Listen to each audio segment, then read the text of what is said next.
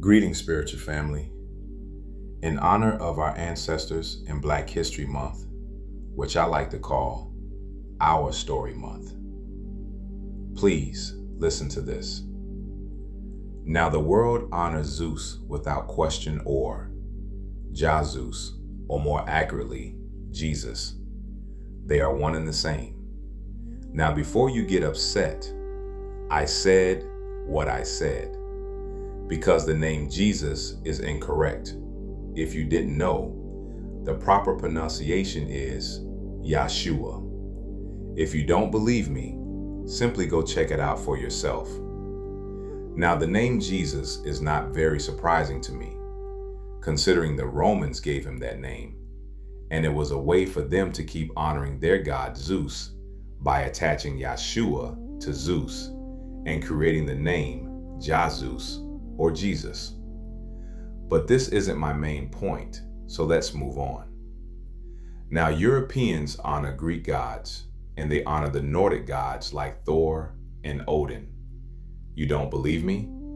For example, Wednesday is Woden or Odin's Day, and Thursday is Thor's Day, and both are remembered every week. Our Indian cousins honor Krishna, Shiva, Vishnu with zero controversy. But when it comes to Africans honoring their ancestral gods like Ogun, Oya, Oshun, or Shango, who is the original god of thunder and fire, by the way, suddenly it's called demonic.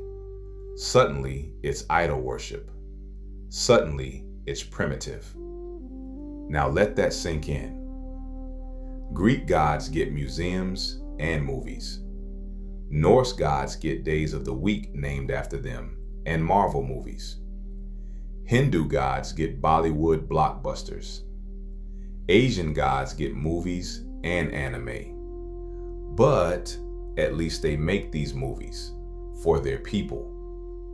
But African gods, they get called demonic and is depicted as such in TV and movies.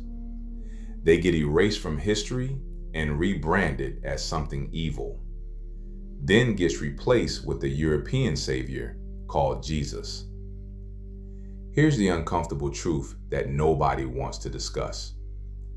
The places that abandon their ancestral spirituality for the colonizers' God are behind in wealth compared to most countries. A lot of them are drowning in national debt and poverty. Africa is the richest continent in resources, but the poorest in wealth.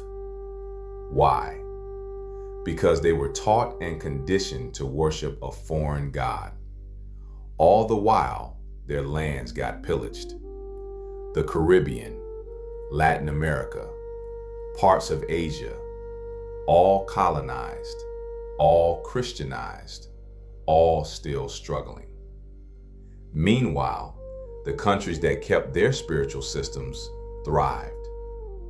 Japan honors Shinto. India honors Hinduism. China honors Taoism. They weren't able to make them abandon their gods. They weren't shamed into submission. And just look at them now. They are powerhouses in the world. But when it comes to Africa, Latin America, the Caribbean, they convinced you that you honoring the ancestors wasn't right, that your customs and rituals were evil. Then they gave you a Bible and took your resources and left you begging to their God for blessings. The very same God and religion that was used to justify your enslavement. Let me keep it real with you. Poverty isn't spiritual. It's systematic. They didn't save you with their religion. They used it to make you submit, to control you, to leave you in a state of mind where begging and waiting and leaving it up to their God is the Christian thing to do. Your ancestors weren't worshiping idols. They were connecting to the source. The same source that exists in every culture under different names. but only yours got demonized. Now ask yourself, why?